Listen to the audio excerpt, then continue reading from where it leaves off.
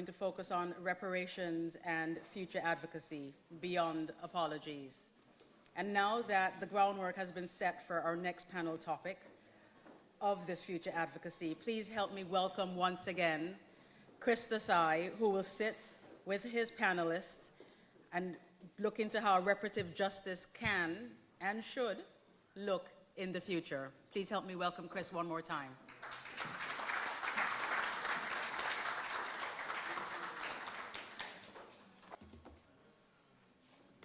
Well, hope is in sight. Last panel, so don't worry, we need full energy for this. And I think, to be honest, the most important question is upon us today, and we're going to ask the Reverend, why are there so many single Christian women here?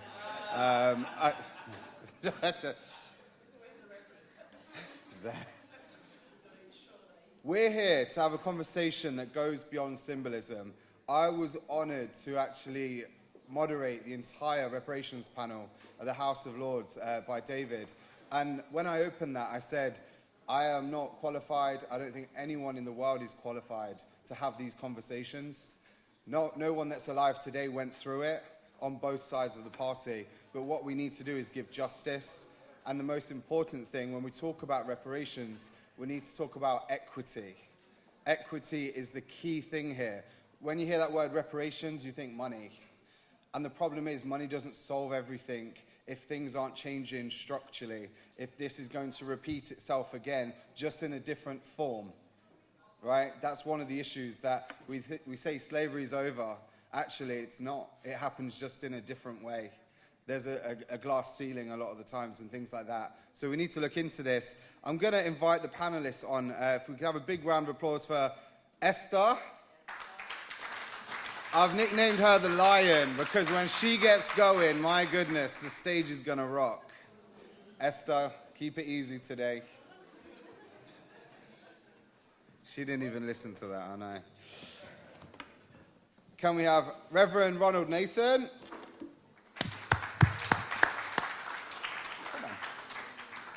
Not on this one, anyone on that. And can we have Priya Lukka?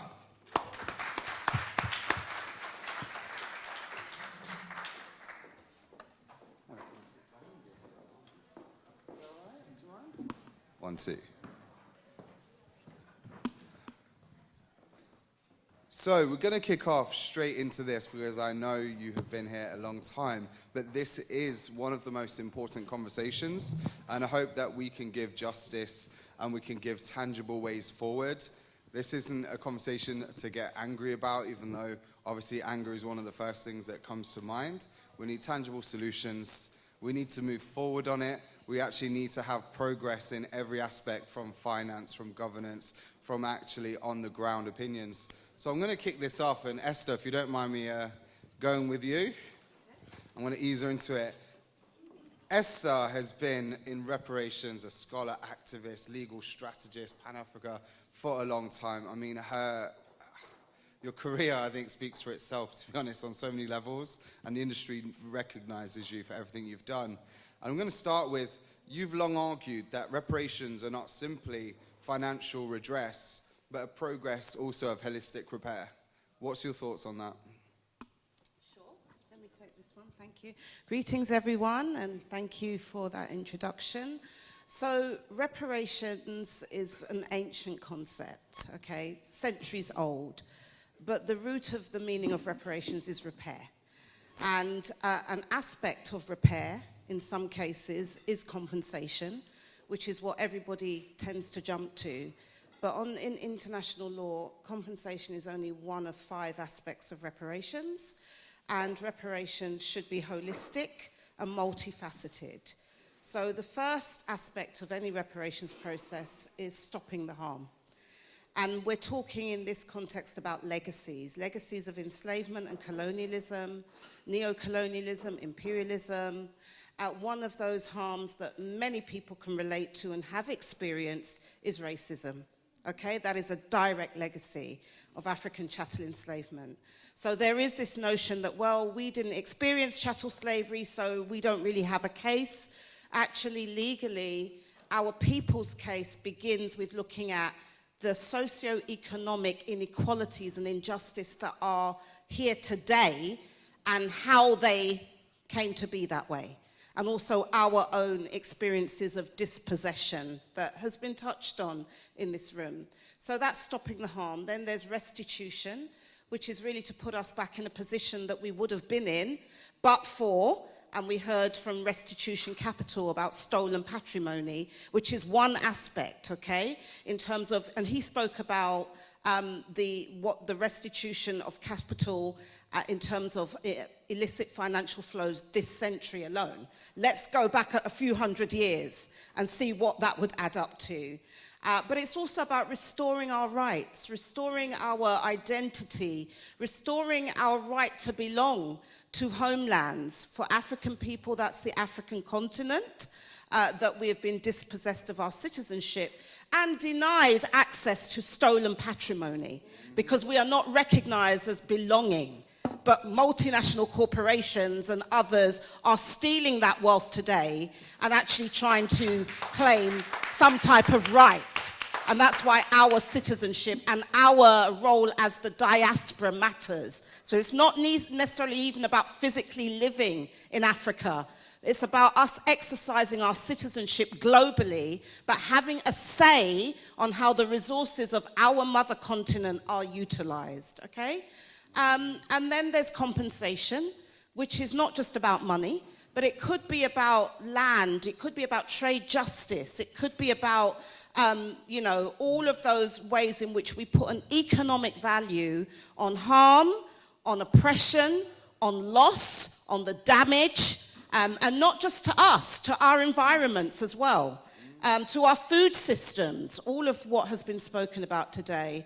And then there's rehabilitation, which speaks to aspects of healing, intergenerational kind of healing, healing with amongst us, all the divisions that we have around identity that are impacting us, access to justice, access to psychosocial therapeutic interventions, everything that a people need to re-establish ourselves so that we can assert our own agency to actually implement the changes that we need to see. It's not about somebody fixing us, it's about us fixing ourselves, okay? Whoa.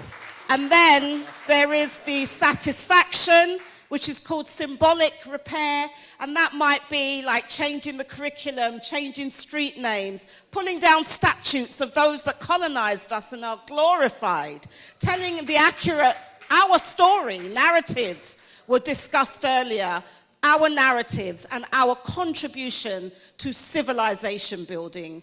And finally, and for me the most important, is guarantees of non-repetition, which is how do we ensure that our reparations process creates a world and whereby we no longer experience all the legacies and impacts that we do. That is systemic change, that is structural change. And that is ensuring that we have a future and that our children have a future and that they are not left to fight these same battles over and over again. I told you. Now you see, now you know. Okay, breathe, we've got this. So, moving on. I'm going to go to you, Priya. You've highlighted how global financial systems, and you've just touched on that there as well, Esther, that global financial systems are built on legacies of colonial extraction. We heard obviously earlier from Restitution Capital, and he's highlighted many of these things. It continues to happen. So what can we do to challenge that? So I think that first of all, we need to not accept the ways, the policies, the programs that are coming out of multilateral institutions that are being forced on countries that have been formerly colonized but are still colonized by the entrapments of these processes. Is that a bit better? Sorry. So my kind of experience comes as working as an economist. I've worked on issues of economic development and sustainability in Africa and the Caribbean. And that's involved working with policymakers and with bilateral partners on the issue of aid and resources. And what I've seen is that, there are these huge infrastructure and portfolio projects, like, just the World Bank alone, its project and portfolio for the Caribbean is worth 3.3 billion. Over the history of aid disbursements to Africa, that's estimated at 3 trillion. But what has happened to the improvement of people's lives with all of that resource transfer? In both regions, there are extreme challenges of poverty, and there's not enough resources going on essential spending for just human rights. So what I mean by this is that many people face challenges in accessing the most basic right to education, the most basic right to health, the most basic rights to social services. And I think that for me, after working in these areas as an economist, what we're missing and what we need to move to is a real recognition of the greater injustices of history and the legacies that Esther has talked about, and thinking very differently about what is prescribed to us as the way that we should be, adopting policies, adopting the multilateral institutions' ways.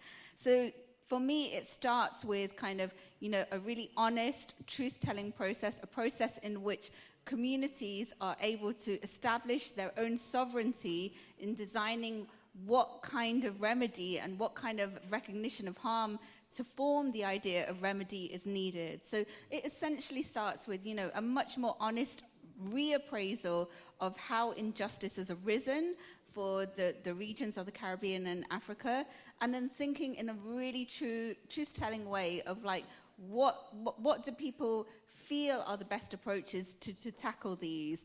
And I think that in that, it's really, really significant to take on the point that Esther has said already about structural racism as the legacy of enslavement, of colonialism, of human trafficking that we've seen, from 1517 to 1867. We've seen 12.5 million as, just an official figure, likely to be a lot more. And we've seen many children who've been killed and held captive in that.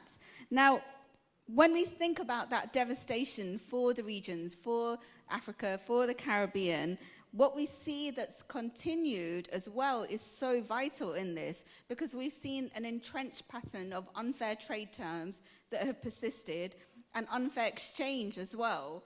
And this highly exploitative and extractive period of British and European history has left like major impediments. So until we actually think about why we see like such enduring inequalities between countries and stop trying to fix it through kind of just piecemeal approaches of aid and resource transfers that are largely predicated on Western colonial terms, I don't think we can move forward until we move away from that policy prescription that has been, just kind of mandated on countries across the regions that we are really concerned about. I mean, yeah, a round of applause for that. I remember hearing at the Reparations conference when a speaker said that reparations is not charity, right? It's not aid. And I think that's one of the things that we really need to get over and get into our heads, that actually reparations is not a charity, it's not a good thing to do. I think, as Esther said, it's the right thing to do. So moving quite organically on to yourself, Reverend, many argue, and I think you can see from the conversation so far, reparations is a huge topic. It is massively complicated. This isn't a simple thing. There is no simple solution. And I think Esther highlighted that, and Priya highlighted that quite well. How do you respond pastorally and politically to communities that are feeling disillusioned by slow progress? That what really is happening, if we look at the global state of reparations, what is happening? Because it doesn't look like a lot's being done. How do you respond to the community, like spiritually? Okay, thank you very much, Chris. I sit accused of leading an organization that has marginalized single women. So I have to address that, right? However, I'll answer that question later, right? To come to your question, Chris, as a pastor of a church known as the Freedom Church, the African Methodist Episcopal Zion Church, the Church of Sojourner Truth, Frederick Douglass, and Harriet Tubman, it falls upon me as a church leader to have to speak to the situation that Western European Christianity sanitized, baptized, and justified the enslavement of Africans. Yeah. Okay? We cannot get away from that. We do not need to try to avoid it. That is what occurred. However, Africans have never accepted systems imposed upon them. They have always sought to make sure that those systems liberate and empower them. And where it hasn't, it has to be challenged. Okay? And so that means we have to challenge the very theologies that we receive from European Western missionary agencies and so forth. And one of those is the relative passivity that operates within Christian denominations here in the Caribbean and in Africa. Okay? I was checking the statistics, and there are 526 million people who claim to be Christians on the continent of Africa. Okay? When we ask what is being done in terms of removing the legacy of enslavement, colonialism, and neocolonialism, the church seems to have taken a backseat on those matters. And that cannot remain like that. That really goes into my next question for yourself, actually. What unique role should a black church or religious institution like your own play in advancing that agenda? Is it for you to support people on their paths, or do you actually feel that the church should take a proactive step forward and lead that reparations movement? Well, the black church is, let me say, it's heterogeneous in the sense that it is not one institution, and many times our expectations is that it is one institution that can do all that needs to be done. So we need to address, for example, the plethora of denominations that exist that further divide us. Before we can really play the role, I was speaking to a young man just a while back, and I said to him that the black church has not used its institutions and systems to even bring economic empowerment to our communities.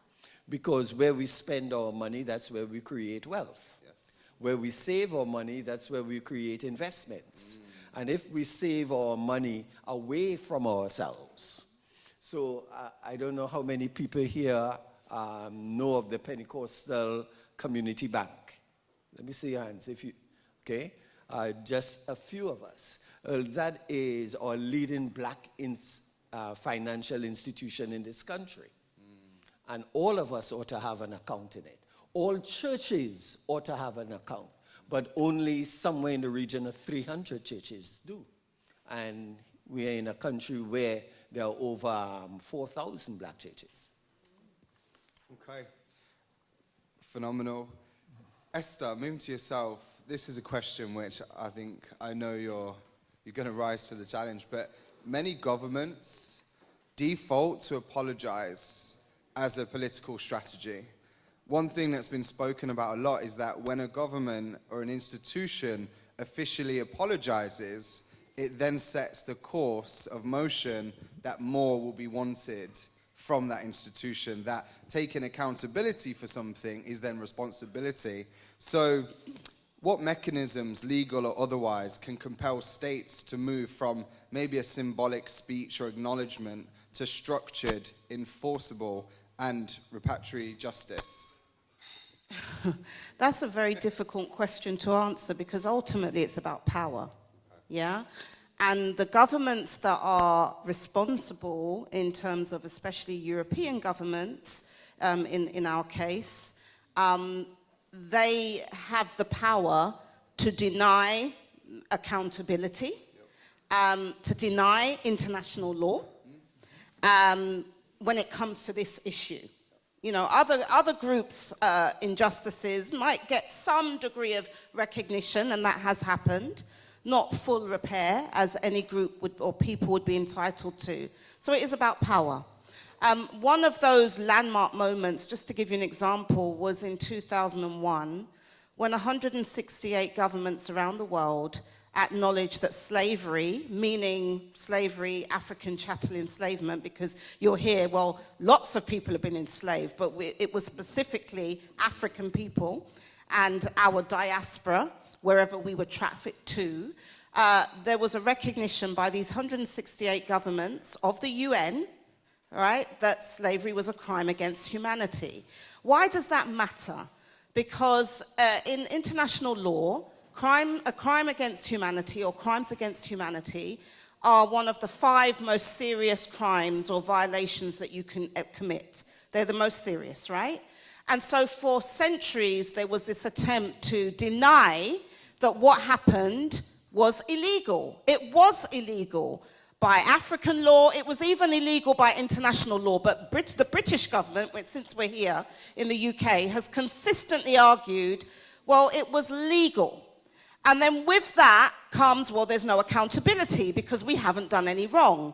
And in 2001, when there was this recognition, who do you think was one of the key governments that was fighting that language? It was actually the British government and the European Union. And at the time, the leader of the House of Lords was Baroness Amos. Baroness Amos, we know her, right? Yeah. One of our own. And she was the person who stood up on behalf of the House of Lords and tried to water down this symbolic declaration. Okay? So we have to be about truth-telling on the role that we also play in furthering empire. But yet we're held up as being successful because we've arrived and we are heading up strategic positions. So what did that do? What it did, it meant that European governments have denied accountability. So there has been an apology in the Netherlands that was quite well worded and was done through a good process of consulting affected communities, descendants of those peoples that had been enslaved in Africa and also the Caribbean by the Dutch state.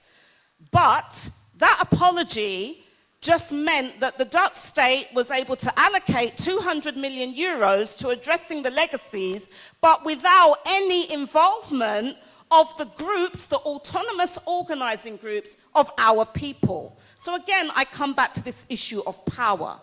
And unless we as a people are able to catalyze more and more people into getting active on reparations, they will keep doing this with us because they feed on our ignorance. Now, could you imagine this happening to another group? Let's just say the Jewish Holocaust. Any Jew or a Palestinian, for instance, any person that is either Jewish or Palestinian has a strong sense of what their people's struggle is, right? And you wouldn't have necessarily any of their professionals being in a position where they could make a difference, where they could exercise power and voice, not aligning with their group cause. But that happens with us every day.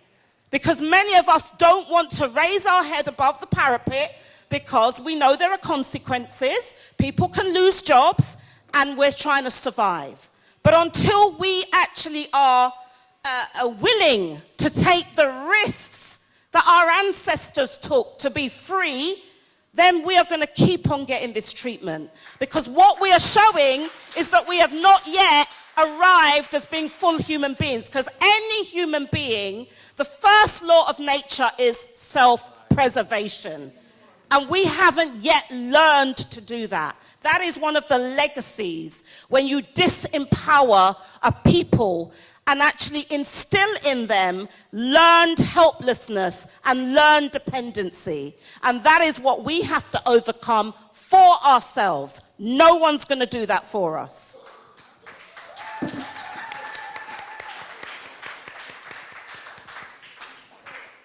Reverend, this goes to yourself.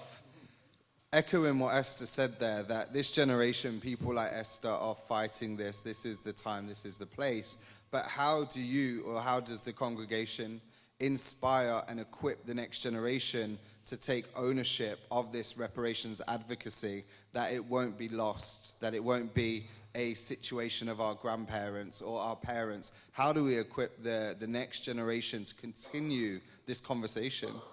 Okay, I think I also want to add and make sure that the reparations issues are not captured by elitist forces, because that is also a threat. It would seem to me, therefore,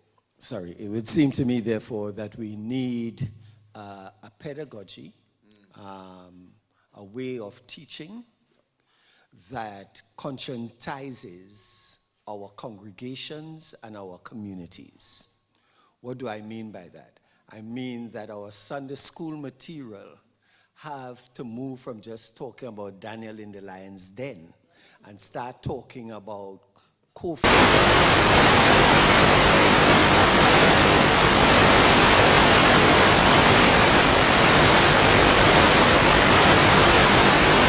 All of our hymns, all of, as I love John Wesley, but John Wesley was in the 18th century, okay? We need to sing songs that talk about our liberation. We need to sing songs that educate us about reparations. We need to show the link between climate justice and the issues about enslavement and the need for reparations. We need to understand that the debt crisis. We need to understand that the hurricane that hit Jamaica. See, just one other illustration. I took a survey of a church I was pastoring, which is predominantly Jamaican, 150 or so members at the time. And I asked how many of them had sent a barrel to Jamaica in that given year. Okay? We calculated that there were 90 barrels that were sent from a congregation of 150 in that year. The value of those barrels was 40,000 pounds. Okay? I said, why are we sending barrels? Because I'm trying to get my congregation to engage the issue of debt and the inequalities that we go through in trying to support our country. So that's the kind of thing. We have to change our pedagogy, the way we teach and what we are teaching, but also we need to have, sorry for the long words, epistemology. The way we know things, we need to also contextualize that. There's a conversation about decolonialism that has to begin with the church. Okay, we have to begin to see God looking like us and see God as being attacked when we are attacked.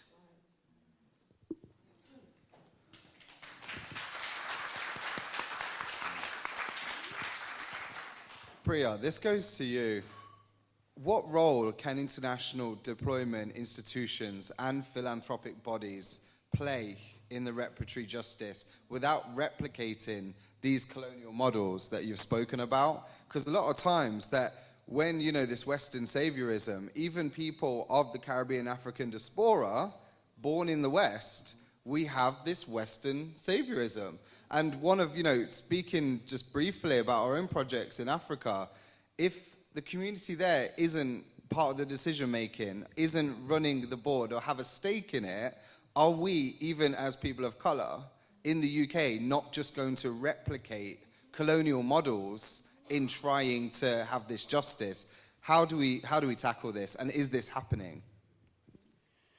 I mean, I think it really comes to like the idea of like rethinking what justice is through a reparations lens, through a reparative and a repair lens.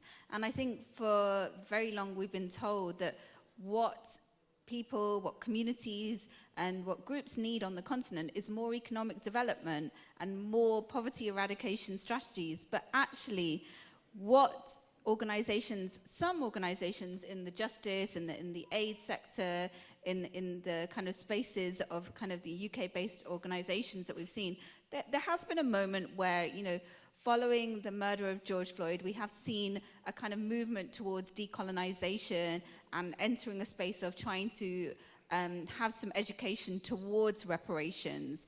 But I think that, you know, more recently there's been more of a quietening down on those issues. And that tells you so much, because I don't think, you know, I think it's often like, what is the flavor of the kind of social issue of the day? And reparations is not that. Reparations is a holistic, you know, rethink around kind of re-envisioning and building alternatives, alternative ways of knowing, of understanding, of relationships that are planet affirming. And, you know, the term planetary repair in the African reparations movement that Esther leads, you know, which I try and support through my research, in this, there is this sense of a shared ecological home. So, you know, when you think of like where organizations are and whether they are reifying power dynamics, yes, they are. They are to a large extent because they usually operate through donor-based models.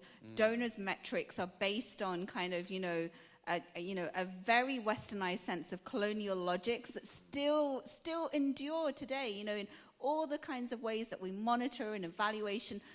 You know, all of how what good looks like is centered from a kind of Western sense of knowing and being. So I think it does go back to kind of the epistemologies. And, you know, for me as an academic, like writing kind of, you know, my work on reparations, one of the biggest things that I've encountered is, you know, activists really saying, actually, the harm is like in actually the enduring sense of kind of a kind of Western domination of knowledge that really continues and is infiltrated through all of these sectors, the business sector, the academic sector, you know, economics, the very framework of economics, economic governance that, you know, really rules the kind of patterns of structural exchange between countries. So where do we start in a way when, you know, we know, actually we should be examining whether we need whether organizations that are imparting aid and imparting within that a very damaging vision of kind of what success and sustainable development looks like. We need to examine whether those organizations are needed. Yeah. I mean, you know, I think in a lot of spaces there is a kind of, you know, well, what would like working towards a kind of next stage of what justice could be delivered from look like? And that's where I think the proposals for a commission for inquiry, the processes that Esther is leading with others in the African reparations movement are so vital. Well, this comes perfectly into this last part in closing. Priya, 1 minute. What is a solution that you think, right, or a framework that is tangible, that can be done now, that everyone in the room could actually be a part of or should be looking at in your wide variety of kind of, you know, aspects, the field that you're studying? One thing that could propel reparations justice. So, because we're in the UK, I have to say that there is a process, there is an all-party parliamentary group on African reparations. It has started a really engaged and important dialogue that, you know, I would really urge everyone to find out more about. On Monday, there is a debate towards an all-party parliamentary commission of inquiry for truth, justice, and reparatory justice that's, you know, trying to start the process towards what a consultation or what a kind of engagement of a wider nature would look like. So I'd say get involved. You know, the process is there at the stage of like wide engagement. So yeah, let's like engage together really. Reverend, same question to you. 1 minute. what could someone do in here? What is the church doing? It was amazing what you were speaking about, the barrels. What can be done right now as a tangible to progress this conversation? I want to start from where Priya left off and say get engaged, but get engaged in the institutions that you are a part of. If you go to church, if you go to the mosque, if you go to the temple, begin to engage that conversation at that level. Do not let people shut you up just because they don't know. Okay? Get engaged, ask questions, and get a little group together and begin to have discussions and so forth, because we'll need you to mobilize when the commission comes around. And finally, are you ready for this? You ready? Okay, Well, Esther, the floor's yours. I'm just going to support what my two colleagues have said. Yeah, because I'm one of the key drivers of this proposal for a commission of inquiry. Why do we want it? Most reparations settlements, in terms of, we're talking about masses, millions of people that are going to be affected. So we can't just have these little small piecemeal policies and programs or one organisation. In the UK, we need a national dialogue that really is going to be international because of the role of global Britain and how it's still impacting our people's lives in Africa, the Caribbean, Asia, and everywhere else. So that commission of inquiry is one of the main ways that you get reparations settlements, right? Or proposals. The other way is lawsuits, but they are not very good in dealing with masses of people. The third way is revolution. So which one do you think is the most viable in a so-called Western liberal parliamentary democracy? It is a commission of inquiry where everybody who is working in this space will be able to give testimony. You yourselves who are impacted, all of those mothers whose intergenerational impoverishment or criminalization, the human rights abuses that we continue to experience, we want to hear from you. Those of you who've got economic models and solutions, we want to hear from you. But we need a national process that will be international, where we can bring each other up to speed, we can be accountable, and we can work out what those remedies are for not only ourselves, but for our people worldwide. Can we all stand up for that, please? Thank you.